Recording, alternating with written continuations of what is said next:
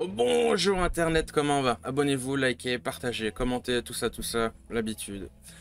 On va parler du suivi psychologique. Une nécessité pratiquement universellement inévitable, parce qu'il y aura toujours un ou deux cas exceptionnels qui peuvent s'en passer, mais à l'exception de ces rares cas-là, malheureusement ce sont des rares cas, c'est ça, c'est universellement inévitable. Il y a pour moi une simple et unique raison qui justifie le fait qu'une personne autiste ne peut simplement pas se passer d'un suivi psychologique régulier. C'est que simplement, c'est pas possible, ou en tout cas raisonnablement concevable, qu'une personne autiste puisse vivre sans aucun coup de pouce psychologique. Pour moi, c'est pas possible. Et je vais expliquer cela en prenant l'exemple d'une personne non autiste. Donc une personne normale, pas de maladie mentale, rien que dalle. Comment croyez-vous que la majorité des personnes non autistes vivent aujourd'hui?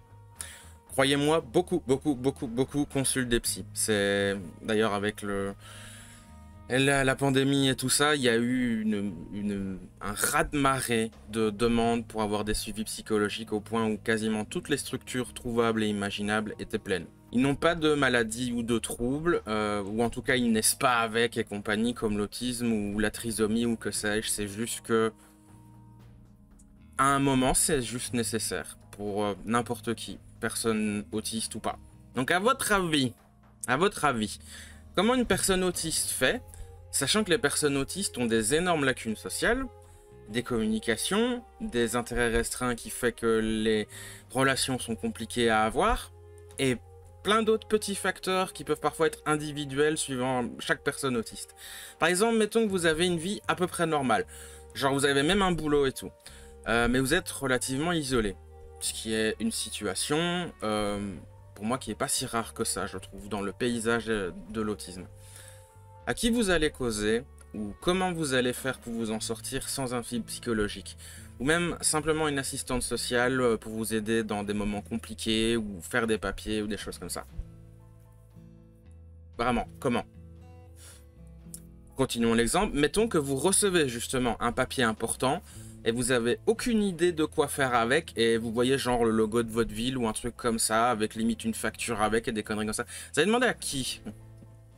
Et ça, des papiers comme ça, on en reçoit tous. Donc si vous n'avez pas des astuces, ou si vous a pas appris, ou si... Enfin, il y a plein de cas. Comment vous faites? Comment vous faites? Suivi psychologique.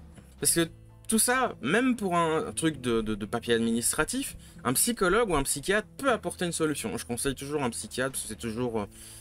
disons qu'il est plus compétent, on va dire, pour faire... pour couvrir l'ensemble des besoins d'une personne autiste. Un psychologue, ça va vraiment être de la papote et travailler le passé, des traumas et des choses comme ça. Le psychiatre, il va être efficace à peu près partout. Donc tout ça, le psy peut faire. Ou en tout cas, faire le premier pas. Par exemple, vous donner des adresses et des choses comme ça. C'est... Un psychiatre, c'est inestimable. Et tout ce que je dis là, c'est sans parler de sa fonction première et principale, à savoir vous aider à devenir plus important, à faire le tri dans la confusion qui est dans à peu près chaque personne autiste qui existe. Il est obligatoire qu'à un moment vous vous sentiez perdu, limite à devenir fou, ou à savoir plus ce qui est véritablement une bonne idée ou un bon choix, ou justement quelque chose qu'il faut pas faire du tout. C'est utile d'avoir quelqu'un qui vous donne un petit coup de pouce là-dessus. Parce que malheureusement, avec tous les bagages que ça... Avec tous les bagages que l'autisme apporte avec lui, chez une personne, vous allez forcément à un moment donné tomber dans cette situation-là où vous êtes dans un cul-de-sac et vous savez plus par où passer dans votre vie pour pouvoir la continuer. Et le psychiatre, il est là pour ça, pour un petit peu genre... genre c'est un MJ dans un jeu de rôle, il prend et il met dans une autre situation, genre tiens voilà, va par là, ça va aller mieux. C'est... Je saurais pas dire à quel point je vous conseille de le faire. Ça va être un peu la répétition de la vidéo, je m'en excuse, mais oui, ça fait ça, en fait, vraiment. Puis parlons un petit peu de l'anxiété, parce que c'est un truc ultra commun chez les personnes autistes. Un psychiatre, il peut vous donner des astuces pour combattre votre anxiété, même un psychologue d'ailleurs pour le coup. J'ai fait une vidéo d'ailleurs spécifique sur le sujet de l'anxiété, donc je vous encourage à aller la voir si cette thématique vous intéresse ou vous parle. Et non, je ne parle pas spécifiquement des médicaments, même si oui c'est là, et clairement ça peut être quelque chose qui peut aider. Mais il y a vraiment tout un panel de techniques pour faire passer des crises ou juste plonger dans le fin fond du sujet, décortiquer un petit peu la nature de ces angoisses au fur et à mesure d'une conversation. D'où ça vient, de quoi s'agit-il, qu'est-ce qu'on ressent. Il y a tellement à dire. Genre moi, mes angoisses, encore aujourd'hui, je suis pas sûr de comprendre qu'est-ce que c'est, qu'est-ce qui les déclenche, qu'est-ce que ça signifie. Et ça fait plus de 10 ans que je suis par un psychiatre. C'est aller dans le fin fond de l'esprit de quelqu'un, sa psyché, et en tentant comprendre tout ce qui s'y passe, une vie c'est pas assez en fait, malheureusement. Un suivi psychologique ou psychiatrique ou ce que vous voulez, je mets les deux dans le même panier. C'est d'ailleurs l'une des choses pour lesquelles ces personnes-là, les psys eux-mêmes, se battent pour nous, pour vous, pour s'assurer déjà qu'on en ait à un prix correct, que ce soit remboursé, qu'il y ait plus de structure, mais tout ce qui s'ensuit. Je vois déjà l'argument du oui, c'est pour s'assurer un revenu, pour le complot de la psychanalyse. Non, non, non, non, non. Alors, rentre chez toi, Roger, t'as rien compris, c'est pas de ça que je parle là, ici. C'est pour éviter des tragédies, des suicides, des massacres comme on peut voir aux États-Unis quand des gens vont dans les écoles et bim bim, voilà. Ou des vies brisées, ou juste vouloir aider les personnes, c'est leur job d'aider les gens. Je veux dire, le monde de l'autisme, du côté des toubibs, etc., c'est au mieux fragile, voire bancal. J'ai fait une vidéo là-dessus. En Belgique, on vient de fermer le seul centre qui s'occupait des adultes et qui fournissait un suivi remboursé, un diagnostic, bon, sur certaines conditions, mais ça existait. C'est juste leur boulot de s'occuper de quelqu'un, comme une infirmière qui doit venir vous voir quand vous êtes à l'hôpital et que vous appuyez sur le petit bouton là. C'est leur job, c'est leur rôle, c'est comme ça. Vraiment, les psys ne manquent pas de clients, vraiment pas. Sans les autistes, vous aurez encore beaucoup de travail. Vous inquiétez pas. Si vous n'avez pas de suivi psychologique, qu'est-ce que vous allez faire? Où est-ce que vous allez chercher vos informations?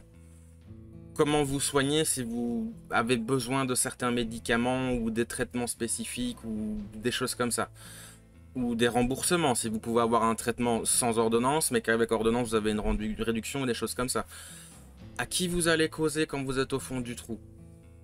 Toutes ces questions-là, ça symbolise le fait que le suivi psychologique, c'est probablement le dernier filet de sécurité entre la vie et la mort de beaucoup de personnes, notamment les personnes autistes, mais pas que malheureusement. Il évite de gros problèmes. Donc oui, pensez-y, croyez-moi, tous les psys ne sont pas des enflures. Il y en a.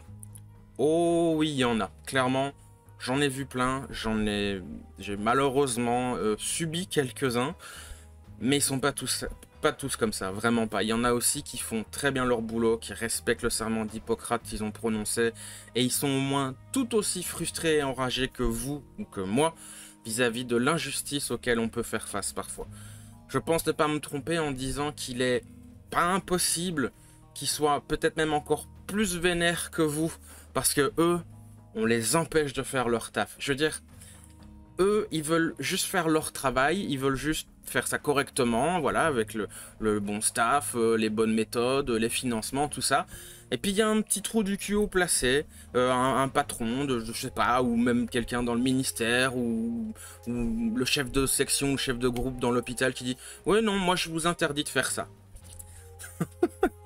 Ils doivent vous ronger leur table comme des castors de rage et de frustration, je pense, vraiment. Donc oui, faites attention à ce que vous soyez bien suivis. C'est une évidence, mais faut le répéter parce que y a eu des problèmes et je comprends que ce cliché un peu la vie dure, mais non. Tous les psys ne sont pas des enfoirés incompétents, loin de là. Au revoir Internet, gros bisous. Mouah.